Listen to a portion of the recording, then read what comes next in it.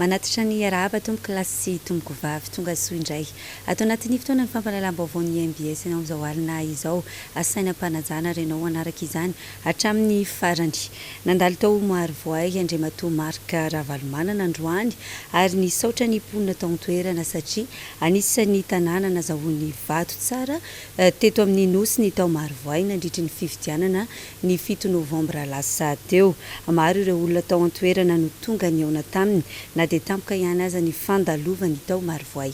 Rina Rabe Mananjara no mitatitra ny vaovao. Rehefa avy any Mahajanga dia ny Tododo aty Antananarivo Andriamatoa Marika Ravalomanana ary nijanona teo amin'ny Marovoay. Fisaorana ireo mponina tao an-toerana no tena antondihany sady nanamarina ireo fitanana an-tsoratra avy teny anivon'ny birao mpifidianana tsirairay ihany koa. Mihoatra ny 700 ny vato azon'ny kandida mitondra ny larana 520 tao Marovoay ka rariny raha ny saotra manokana ny mponina ity kandida ity. Anisan'ny faritra nazahoan'ny kandida Marika Ravalomanana vato tsara ny faritry Boeny ary ny tanànan'ny Marovoay no anisan'ny nitondra vato tsara indrindra. Amin'ny ankapobeny dia nahatadidy ireo asa vita taty an-toerana nandritra ny fitondran'ny filoha Marika Ravalomanana ny tany sy ny fanjakana ireo mponina eto Marovoay indrindra teo amin'ny lafin'ny fambolena sy ny fanajariana ary ny fanondrahana ireo tanimbary. Anisan'ny antony nahatsara ny vatony teto Marovoay izany zavabita tany an-toerana izany.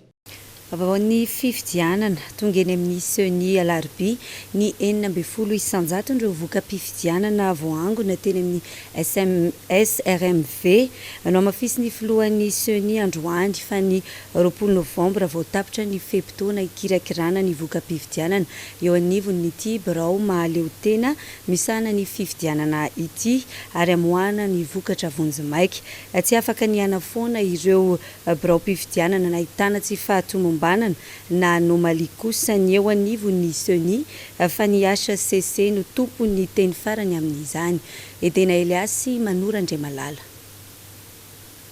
Nanamafy ny filohan'ny Seny androany fa 7 andro no fepitaona omeny lalàna azy ireo ikirakirana ny voka mpifidianana aorian'ny fanangonana ireo vokatra eny anivon'ny SRMV izany hoe ny 20 Novambra izao vao tokony hisy ny vokatra ofisialy vonjimaika. Raha ny lalàna manan-kery ny jerena dia 7 andro aoriana ny fandraisana vokatra farany avy any amin'ny SRMV no tsy maintsy mivoaka ny voka mpifidianana vonjimaika ofisialy. Zany hoe tsy maintsy miandry ireo procès verbal originaux zay vao azo avoaka manontolo ny vokatra. Izany nahatonga ny famerana ho amin'ny 20 Novambra ny famoahana ny voka mpifidianana eto amin'ny Seny. Raha tsy tonga any amin'ny Seny mialohan'ny fepitaona voatondro kosa ireo vokatra avy eny anivon'ny SRMV dia izay eo am-pelatanan'ny Seny ihany no tafiditra ao anatin'ny vokatra ho kirakiraina izy ireo. Izay zany zao dia ampahisy anomalia ireo le vokatra izay avoakan'ny kandida rehetrarehetra ireo satria ny lalàna milazo. Fa raha tsy tonga 10 andro eo anatrehan'ny SRMV le vato zany dia tratran'ny procès verbal de carence donc tsy miditra ao anatin'ny comptabilité ny compte-ny fifidianana. Mikasika ireo birao mpifidianana nahitana tsy fahatombanana kosa na ny anomalia dia no amafisiny hatrany fa tsy anjaran'izy ireo no manapa-kevitra amin'ny fanafoanana io birao mpifidianana io. Ny eo anivon'ny fitsarana avy momba lalam-pandrenana kosa no tompony teny farany aorian'ny tatitra ataon'ny Seny eny amin'izy ireo. Ny eto anivon'ny Seny izay fanazavaina Andriamatoa filoha hatramin'izay ihany koa dia tsy afaka ny mikitika na manova ny procès verbal izay nataon'ny mpikambana eny anivon'ny birao fandatsaham-bato ny Seny fa izay kosa tsy maintsy manao ny fanamarinana matotra ary raha misy ny anomalia araka volazanao teo eto amin'ny Seny tsy afaka mamono birao mpifidianana, tsy afaka mamono vato fa raha misy ny anomalia dia ataony mazava ao anatin'ny tatitra izay ataony amin'ny HCC hoe zao ny anomalia hita amin'ity birao mpifidianana ity dia miainga amin'izay tatitra sy fanazavana ataon'ny Seny izay no andraisan'ny HCC fanapahakevitra na ho faty na arak'izay fanapahakevitra fa nafahandraisana le birao mpifidianana. Efa manomboka tonga tsikelikely eny amin'ny foiben'ny Seny ireo voka mpifidianana avy any amin'ny faritra sasany. Tsara ny manamarika fa manodidina ny 9 isanjato ny voka-pividianana treto no voakirakira nyity birao-pirenena mahaleo tena misana ny fividianana ity tao anatiny izay 3 andro izay raha toa ka mbola manana 10 andro izy ireo ikirakirana ny 420 isanjaton'ny voka-pividianana manerana ny nosy. Mitaraina ihany koa ny olo-pirenena manoloana ny fomba fiasan'ireo tompona andraikitra mahefa mikarakara ny fividianana raisy ny olo-pirenena ho filalaovana ny aim-pirenena sy ny saim-bahoaka ny fitarazoan'ny famoahana ireo voka-pividianana. Etsakilan'izay nanambara ihany koa ny teo anivon'ny HFI androany fa tsy mbola maleo tena ny CENI raha ny fomba fiasan'ny nojerena. Edena Eliasy Manora Andrimalalatsirany no mitatitra ny vaovao. Na eny an-dalambe na any anaty fiara fitateram-bahoaka na ao anaty tambazotra tserasera tsy misy tsy mitaraina amin'ny fomba fiasan'ny CENI ireo olo-pirenena mihisatra loatra ny fikirakirana ny voka-pividianana. Ity fitarazoan'ny famoahana ny voka-pividianana ity no isan'ny mametraka ny ahiahany olo-pirenena amin'ny lalao maloto ao anatin'izao fividianana izao. Ny fomba fiasan'ny CENI amin'izao zany ny olana dia tsy mbola maheno mihitsy ao le valim-pividianana eto Antananarivo. Ary ohatrany hoe ana manakana farafangana any zany zao dia le valim-pividianana any zany zao zay lanilany ihany na lefa ty zany dia tsy fantatra mihitsy hoe inona marina ny tena tianjareo atao zany amin'le valim-pividianana satria tsy dia mazava zany le izy motsaina misosoka ve le ataon'jareo amin'ny CENI io zany tena tsy sady lasa mikorotana le saim-bahoaka zany tsy mandeha mihitsy le izy zany. Nefa izy manana fitaovana materiely raitra zany nefa tsy mandeha. Nefa misy maheno zay hoe fariparitra any ambanivohitra lavitra be any efa tonga aty daholo le vatavany zany nefa ny eto ville ary zany tsy tonga mbola tsy mivoaka dia zay mahagaga anao hoe ahoana zany mahatonga an'izay. Tena hitako mihitsy hoe lent be mihitsy ny fomba fiasan'ny zareo tena lent tsy haiko aloha inona mahatonga an'izany zavatra zany olona ao anatiny daholo ny fitaovana rehetra fitaovana raitra no ampiasainy kanefa dia gaga sy talanjona mihitsy hoe zao ve mbola vo 6% ihany ny zavatra voakany misy zavatra hafaafaka dia miangavy any CENI mihitsy zay amoaka ny aingana dia aingana faran'izay aingana. Tena loloavina mihitsy le valim-pividianana ary le izy raha tena jerena ampahamarinana tena misy zavatra tsy milaminao tsy fantatra hoe voavidim-bola sa hoe ahoana. Raha jerevana amin'ny zava-misy aloha amin'izao dia somary mampime ihany le fiasan'ny CENI tena mampime mihitsy satria zao raha ny lazainy dia eo amin'ny 6% zany izy amin'izao efa 3 jours aty ariana nefa raha ny tena marina tena sady lalaovina le voka-pividianana ka le filalaovany azy milalao olona izy dia le vokatra vitsivitsy no alainy fa tenana mihitsy dia atao eo fandanjy mandresy dia iny miteraka korotana iny satria zay le hoe lalaovina le voka-pividianana ny tena marina zany aloha ivoaka tanteraka le izy alalana ny famarinan'ny CENI satria na inona lazain'ny CENI dia tsy marina mihitsy ny zavatra voakany satria milalao an'le voka-pividianana izy sain'olona matoky sy mihitsy zany zay anitsy ny CENI aingana daingana moaka résultat le vrai résultat era Madagasikara.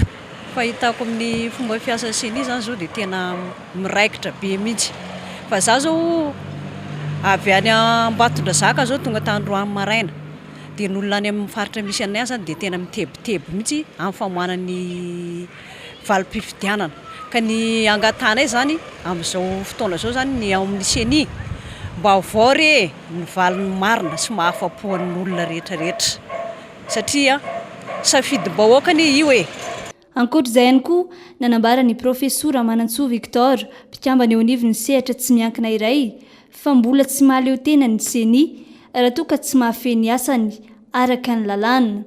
Profon'izany ireo lesoka hita mialohan'ny fividianana mandritra ny fividianana ary indrindra izao fiandrasana ny voka-pividianana izao. Ny CENI zany dia tena tsy indépendant mihitsy ary araka ny voalazako teo le fomba fiasan'ny CENI misy no misy problème mitarazoko le izy satria le principe misy no tsy mety.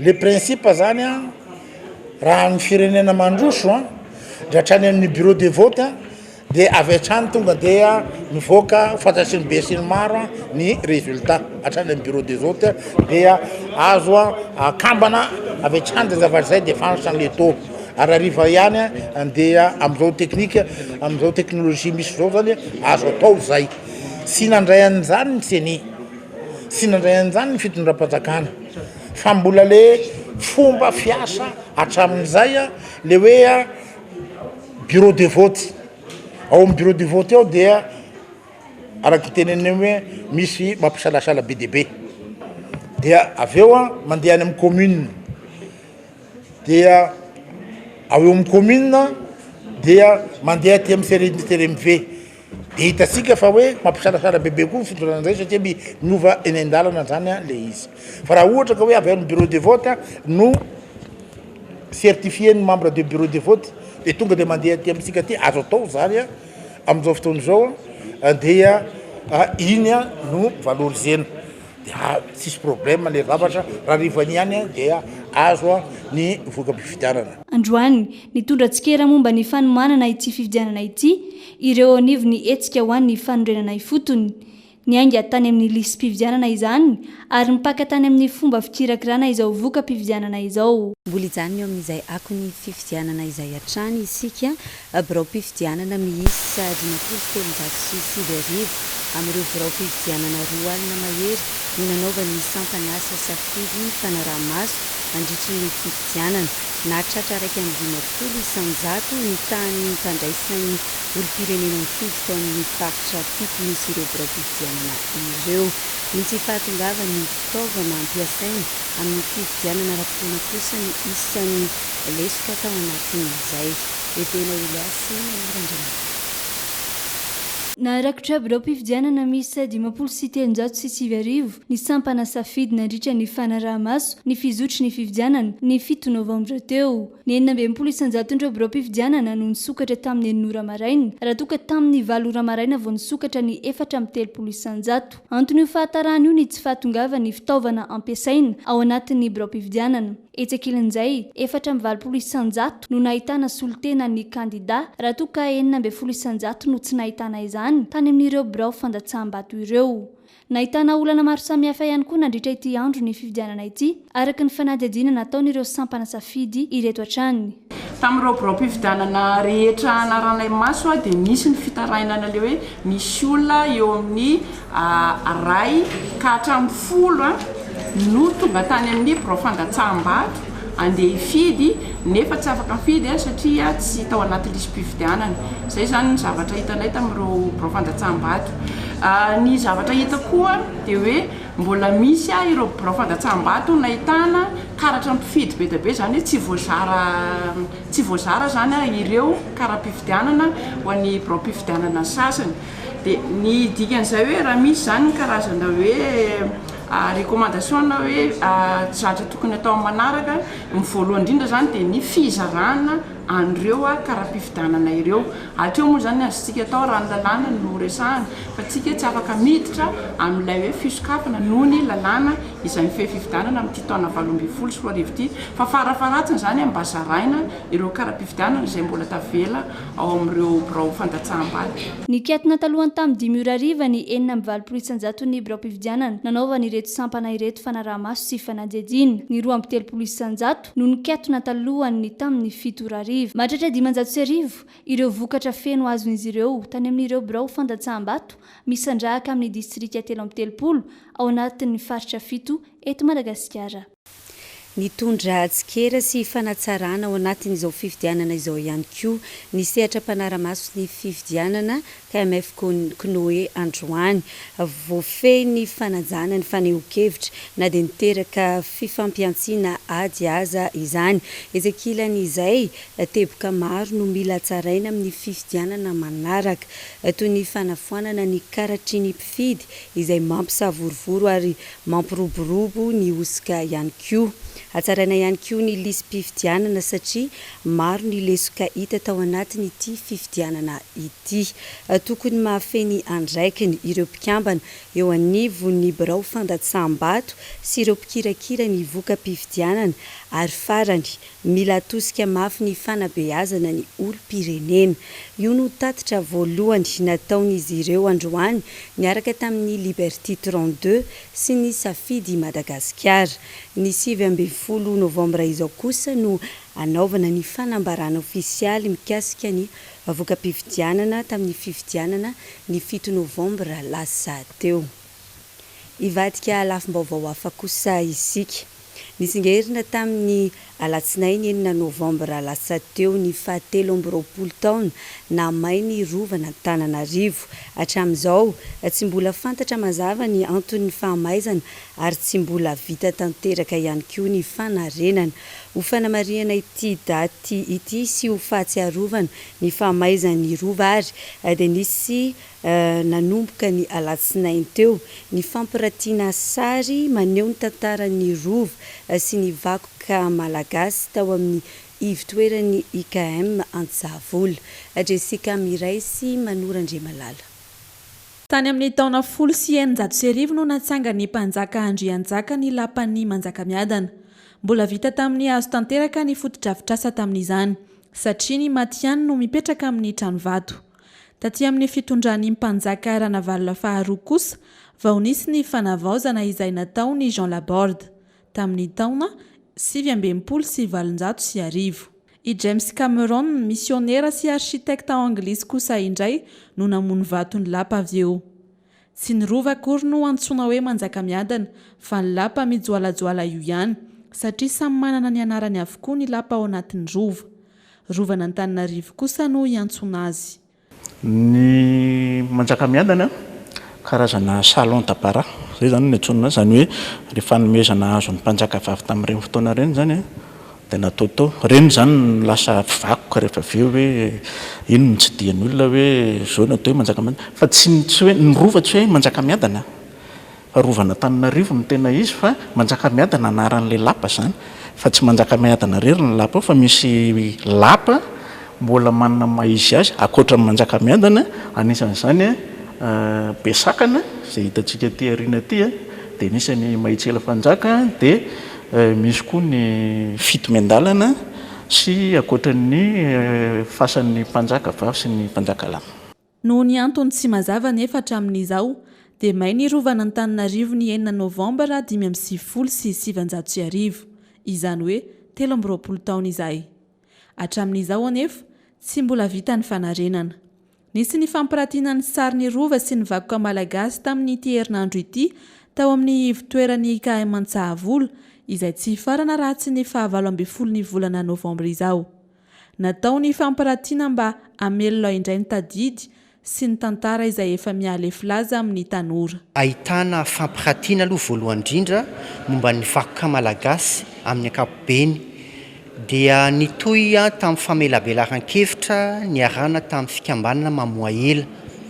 Izany hoe nitondra ny lohahevitra hoe ny toerana sy ny lanjan'ny vakoka malagasy ankehitriny.